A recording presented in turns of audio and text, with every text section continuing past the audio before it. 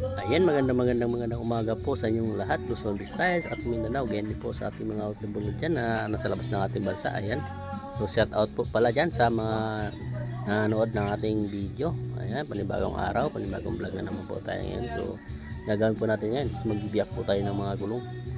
Yung mga gulong po ng sasakyan. Ayan po yung pong gagawin natin ngayong araw na to.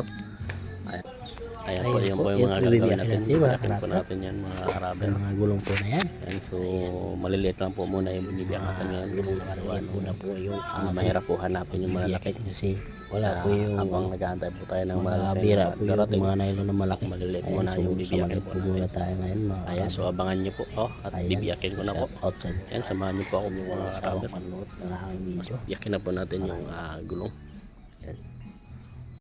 Ayan po mga harapan, natin ang bibiyakin. Ayan.